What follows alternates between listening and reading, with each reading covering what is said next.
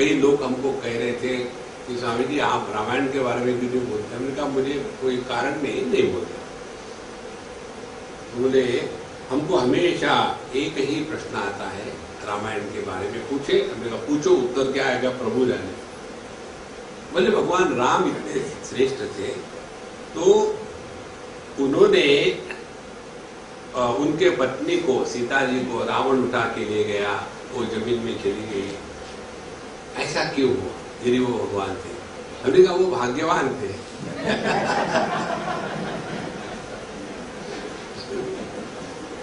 कोई आपके पत्नी को उठा के ले जाए तो आप दुखी थोड़ी होंगे। अपनी समस्या का हल होने से कोई दुखी होता है? देखो महाराज, इसीलिए जगत को सत्य मत मानो। ऐसे ही है, यहाँ हम सब लोग टाइम पास करने के लिए आए हैं, तब देखो आपका जीवन सहज रहेगा, बिना किसी टेंशन के रहेगा। ये दो बातें, पहले दो आत्मा का जब तक निकाल नहीं लगता तब तक के परमात्मा में प्रवेश ही नहीं है। और फिर अब ये दुनिया हमको परेशान नहीं करती है, जगत के साथ व्यवहार बढ़िया चल रहा है, तो फिर कहते हैं घटोजमिति विज्ञातुम नियमः कहा अन्वपेक्षते। तो फिर अपने आप को कि हम असल में कौन है, ये पहचानने के लिए कोई नियमों की आवश्यकता नहीं है। ये तो अखंड अनुभूति है। यह अनुभूति किसी भी देश काल वस्तु के कारण खंडित नहीं होती। देखो, अब इस अनुभूति में जो नित्य निरंतर निवास कर रहा है, उसके लिए यह जगत, जगत के नाते रिश्ते, कोई भी समस्या नहीं। न देशम नापि वा कारम न शुद्धिम वाप्यपेक्षते देवदत्तो हवित्येतद् विज्ञानम निरपेक्षकम। तो अपना जो होना है यह प्रमाण निरपेक्ष है। और इस तत्व को जिसने आत्म रूप से स्वीकार कर लिया है, वह तद्वत् ब्रह्मविदः अपि अस्य ब्रह्माहम इति वेदनम। उसके बाद उसके माध्यम से परमात्मा प्रकट होने लग जाते हैं। देखो, अब अपने माध्यम से कौन प्रकट हो रहा है, जीवात्मा या परमात्मा? देखो, स्त्री के माध्यम से कौन प्रकट हो रहा है, स्त्री या पत्नी, स्त्री या मां, स्त्री या सास, कौन प्रकट हो रहा है? यदि मां प्रकट होगी तो जीव है, यदि पत्नी प्रकट होगी तो जीव है, यदि सास प्रकट होगी तो जीव है। और दुखी कौन होते हैं? यही तीन। स्त्री कभी दुखी नहीं होती। देखो कितनी सहज बात है। तो अपने जीवन में कौन प्रकट हो रहा है? जहां आप सभी इस रिश्ते नाते से हटकर के स्वरूप में बैठेंगे ना, तो जीवन इतना सुंदर और सहज हो जाता है। कल हम जा रहे थे कहीं, तो जो बड़ी बड़ी दुकानें होती है ना बाहर, उनके व्हीलर की दुकानें, बाहर वो सिक्योरिटी गार्ड खड़े रहते। तो हम जाकर के एक सिक्योरिटी गार्ड से चल देने लगे, महात्मा जी ठीक तो है, एकदम उसे नमस्कार चमत्कार किया, महाराज जी आपके लिए ऐसे सब। तो हमारे साथ एक सज्जन जी, स्वामी जी आप इसको जानते हैं? हमने कहा मैं किसको नहीं जानता। नहीं ऐसी बात नहीं, जिसने आपको विश किया, नमस्कार किया। हमने कहा पहले मैंने उसको नमस्कार किया कि महात्मा जी ठीक ठाक तो चल रहा है ना। बोले आप उसको पहचानते नहीं, फिर कैसे कहा? हमने ध्यान से सुनो, जो आदमी अपने में ही लास्ट है, सामने से भगवान भी अगर हट,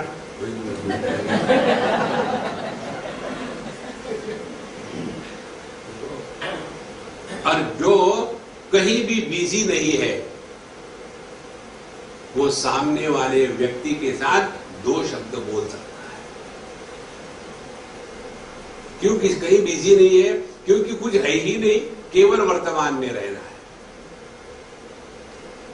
जब वर्तमान में रहोगे तब किसी की तरफ देख करके दो शब्द बोलना अपने आप हो जाता है, कुछ करना नहीं पड़ता। लेकिन भूत को लेकर के चलोगे, कल उसने ऐसा कहा था, आज उसको सिखाऊंगे, मैं क्या समझ के बताऊंगी, मैं सास हूं, वो थोड़ी हूं। और सामने से लक्ष्मी माता आई, क्या तुमको क्या बताया सास की तकलीफ? तुम्हारी है क्या कोई बहू? लक्ष्मी जी करती हो मेरी बहू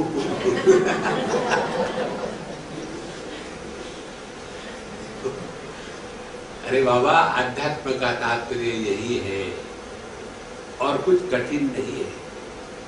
इसीलिए हम आपके किसी के हाथ में माला नहीं पकड़वाते। नहीं तो माला पकड़वा कर ध्यान शुरू बोल बेटा, जब थैले में डालो और झड़के मारते हो, उससे कुछ नहीं होना।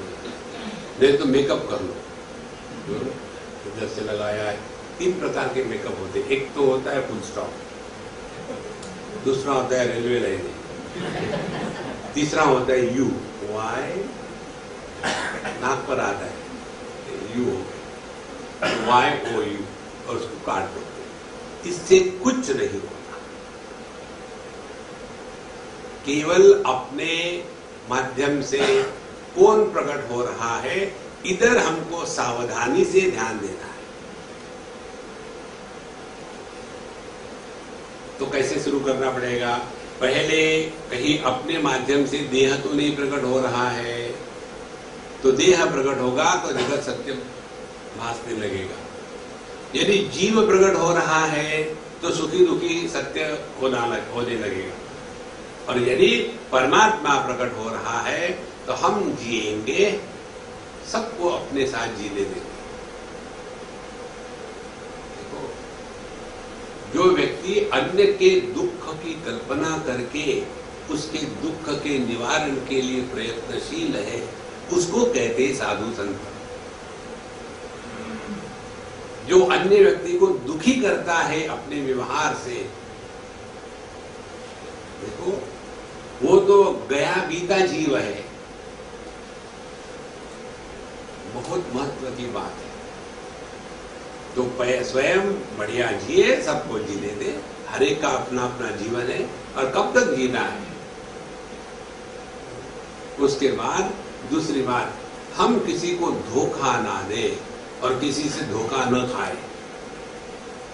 धोखा देने से व्यक्ति का जो आत्मविश्वास, आत्मसम्मान होता है, उसमें चोट आने लग जाती है बिना अपने जाने। और तीसरी बात होती है कि ये जो आनंद है, हमारे माध्यम से आनंद प्रकट होवे और हम किसी को दुखी बनने का कारण ना बने। इसलिए ब्रह्मविदः अपि ब्रह्माहमिति वेदनम, तो जिसने अपने आप को ब्रह्म रूप से पहचान लिया है, वो किसी को भी अपने से अन्य कर ही नहीं सकता। जैसे कोई भी वस्तु को आकाश अपने से अलग नहीं रख सकता, सबकी स्थिति आकाश में ही। इस प्रकार से अनात्मकम असत तुच्छम किम तस्यावभासकम, तो ये जो जगत है, जो अनात्मक है, तुच्छ है, क्या इस परमात्मा तत्व को समझ पाएगा? इसीलिए जब हम कहते ध्यान से सुनना कि हमने सुन तो रखा है लेकिन इसका अनुभव नहीं होता, इसका कारण यही है कि अभी भी हम इस अनात्मक तुच्छ जगत में फंसे हुए हैं। यहां से अपने आप को हटाना है और ये अनात्मक तुच्छ जगत को हमने महत्व दिया है, इसीलिए दुखी है। देखो, एक कहाँ की बात है, अमेरिका की है, एक हमारे मित्र है। अब तो हमको पता चल गया अच्छी तरह से, उस समय पता नहीं था। ताजे ताजे गए थे अमेरिका। हमने कहा भाई तुम्हारी लड़की बड़ी हो गई, शादी वगैरह। स्वामी जी यहाँ वैसा नहीं होता हिंदुस्तान के जैसा। यहाँ तो लड़की अपने घूमी के लड़कों के साथ कहेगी मुझे इससे शादी करनी है, कर शादी कर देगी और फिर 8 दिन के बाद वो छोड़ के फिर वापस आ जाएगी। यहाँ का ये कल्चर है। तो फिर बोले हम कर ही क्या सकते हैं, जर्नलिज्म का जगत। लेकिन बोले इसमें एक अच्छी बात है, हमको लड़की की शादी का चक्कर नहीं, लड़के की शादी का चक्कर नहीं। दोनों अपने आप को डिस्ट्रॉय करते हैं और हम तबला पेटी बजा करके गाना गाते हैं, कुछ नहीं कर सकते। इसीलिए जगत से उपरत होना, किसी से कुछ लेना देना नहीं जगत। अनात्मकम असत तुच्छम, इसको जो हमने महत्व दिया है, इसी के कारण संसार बना है। तो जिस प्रकार से बालक अपने देह की व्यथा और अपनी भूख प्यास, दो उदाहरण दिए। देह की व्यथा देहात्म भाव, भूख प्यास सूक्ष्म देह में होता है, स्थूल देह में भूख प्यास नहीं होती। कैसे? कई बार हम दिन को खाना खाते हैं, डट के सो गए और सपना आता है कि भूख से तड़प रहे, तो उस समय किसको भूख लगी थी? स्थूल देह को नहीं, सूक्ष्म देह को भूख होती है, स्थूल देह को नहीं होती। तो जैसे बालक अपने देह की व्यथा और भूख प्यास माने सूक्ष्म देह, इन दोनों का त्याग करके खेलते रहता है मस्ती में, इसी प्रकार से यह जो स्थूल देह के साथ तादात्म्य है और सूक्ष्म देह का जो जीवात्म भाव है, इसका त्याग करके विद्वान रमते निर्ममः निरहम सुखी। तो जिसने इस तत्व को पहचाना है, विद्वान, निर्ममः और निरअहम, दो बातें। ये जो ममता का बोझा हमारे सर पर है, इसको हम त्याग देते हैं। वो निर्ममः और निरहम, और मैं सुखी, मैं दुखी, मैंने ये किया, मैंने वो किया, इससे निकल जाओ रे बाबा, निकल जाओ, बहुत हो गया। तभी व्यक्ति सुखी रहता है। और फिर जगत में कैसे रहता है? कामा निष्काम रूपी, अभी किसी प्रकार की कोई कामना नहीं, ना किसी की अच्छाई की कामना, ना किसी की बुराई की कामना। यदि ऐसा है महाराज, तो आप लोग हमसे प्रार्थना क्यों करवाते हो? कौन सी प्रार्थना भाई? सर्वे भवन्तु सुखिनः, सर्वे सन्तु निरामयाः, सर्वे भद्राणि पश्यन्तु, मा कश्चित् दुःखभाग् भवेत्। ये प्रार्थना क्यों करते हैं? ध्यान से सुनना। प्रार्थना कौन कर रहा है? मैं कर रहा हूं। तो उसका प्रभाव किस पर होगा? दुनिया पर, मुझ पर ही होगा। खाना यदि मैंने खाया तो दूसरे की थोड़ी भूख मिटेगी। तो ये जब प्रार्थना करते हैं सर्वे भवन्तु सुखिनः, उसके द्वारा सुख का अनुभव अपने को आता है। या दूसरा उदाहरण ले लो, जरा सत्यानाश हो जाए, जब किसी के सत्यानाश की बात करते हैं तो उसके द्वारा अपना हृदय कलुषित हो जाता है। किसी से प्रेम करो तो हृदय में शांति की, ठंडक की अनुभूति होती है। किसी से द्वेष करो, ओ गॉड, आके टपका, कितने बार का मत आए, और वो डम्बो आ गया, हमें भी कैसे लगा। देखो, इसीलिए जब हम प्रार्थना करते सर्वे भवन्तु सुखिनः, इसके द्वारा लोगों का भला हो ना हो, आपका भला जरूर होगा। सर्वे सन्तु निरामयाः, सभी के सभी रोग मुक्त हो जाए। ये प्रार्थना सुनने वाला डॉक्टर वो आपको कोर्स करेगा, ऐसी प्रार्थना मत कर, मैं कहाँ जाऊं। ये बात मुझे जयपुर में समझ में आई। हमने एक लड़के ने अभी डेंटल कोर्स पूरा किया, अपना क्लिनिक खोल दिया। हम उसको मिलने गए, नया था, उस बच्चे को हम जानते हैं बचपन से। तो हमने कहा भाई तुमको पता है क्या उसमें लिखा हुआ था कोलगेट और फिर उसके डॉक्टर का नाम, स्पॉन्सर्ड बाय कोलगेट। हमने कहा यार तुम कभी ट्राई किए हो क्या, ये रामदेव बाबा की दंतकांति टूथपेस्ट बहुत अच्छी है, मैं पिछले 2 साल से कर रहा हूँ, दांतों की काफी समस्या खत्म हो गई। स्वामी जी जोर से मत बोलना, हमको तो ऐसी टूथपेस्ट चाहिए कि जो समस्या निर्माण करे, तभी हमारा दुकान चलेगा। अच्छा हो गया आपने बताया, अब वो मैं बताऊंगा किसी को, कुछ भी इस्तेमाल कर उसको मत कर, तो सब मेरे पेशेंट खत्म हो जाएंगे। इसीलिए सर्वे संतु निरामयाः, इसके द्वारा अपना मन शांत निर्मल हो जाता है।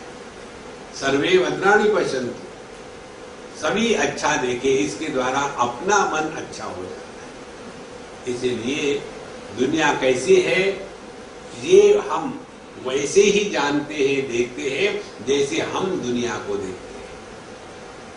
जब दुनिया को हमने कहा कि दुनिया चोरों से भरी हुई है, तो हमारा ध्यान साधु संतों पर था ही नहीं। कई बार ये भी कहते हैं लोग हमको कि स्वामी जी आपको नहीं लगता आजकल लोग जरा ज्यादा स्पिरिचुअल हो गए?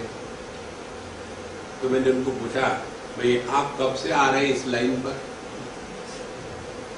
तो स्वामी जी पिछले 2-3 साल, उसके पहले मैं कभी सत्संग को नहीं जाता। क्योंकि आप सत्संग को जा रहे हो इसीलिए आपको लगता है सत्संगी बढ़ गए हैं, पहले भी थे लेकिन आप नहीं जाते थे इसीलिए मालूम नहीं था।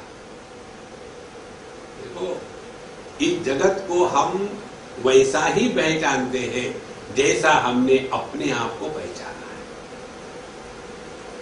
इसलिए क्षुधा देह व्यथाम त्यक्त्वा बालः क्रीडति वस्तुनि, तो स्थूल देह सूक्ष्म देह इनके त्याग के बाद ही हम इस जगत में आनंद से रह सकते हैं।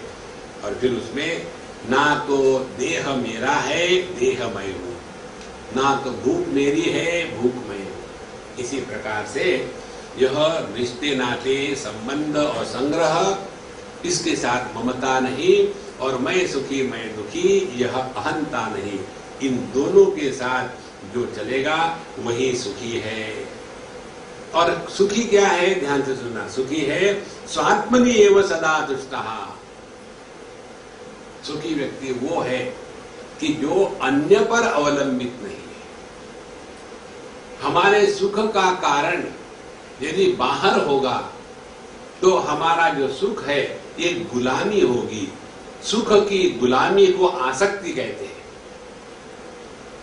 हम यदि अपने पत्नी के कारण सुखी हैं तो पत्नी के प्रति आसक्ति है। यदि हम अपने पति के कारण सुखी है, एक उदाहरण है केवल, पति के कारण पत्नी, पत्नी के कारण पति कभी सुखी नहीं होते। They are only legal partners to sort out differences which can never be sorted.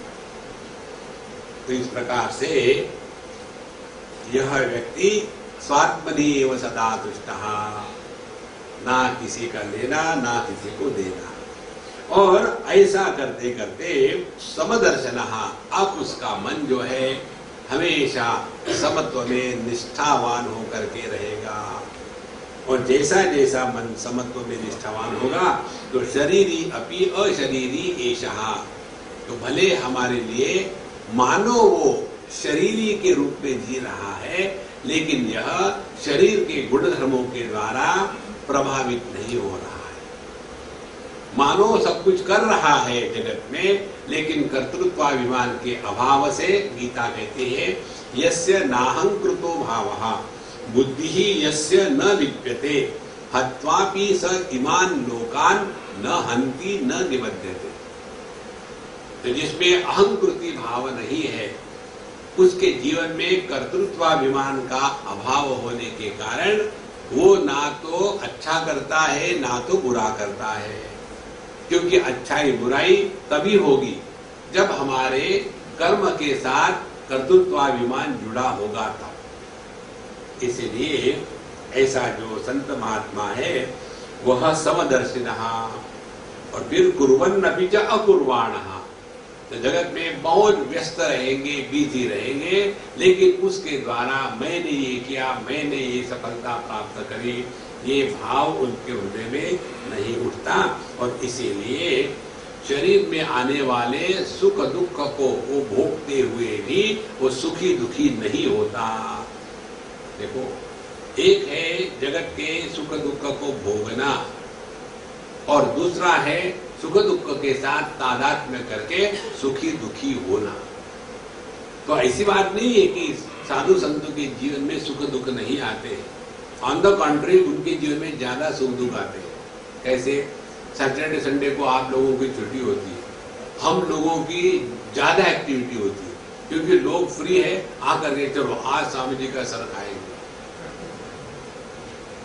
इसी कारण से हम किसी को ज्यादा इनकरेज नहीं करते, क्योंकि वहां कोई आए फिर हमको उनकी खातिरदारी करो और हमारा सब पूरा दिन सत्यानाश हो जाता है। इसीलिए महाराज प्रिया प्रिय न स्पृशतः तथैव शुभाशुभे, तो उसके जीवन में प्रिय अप्रिय शुभ अशुभ इसका कोई भी संबंध ही नहीं।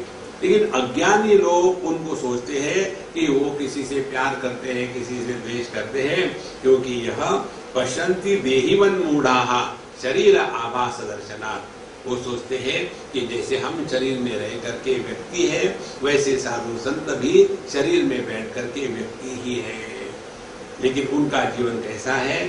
जैसे एक लकड़ी को नदी में बहते बहते कभी ऊपर कभी नीचे, इसी प्रकार से शरीर के प्रारब्ध के अनुसार यह देह चल रहा है। दैवेन नीयते देहः तथा कालोपमुक्तिषु लक्ष्य गतिम त्यक्त्वा यत्तिष्ठेत् केवलात्मना। तो फिर इसके जीवन में ना तो कुछ पाना है, ना तो कुछ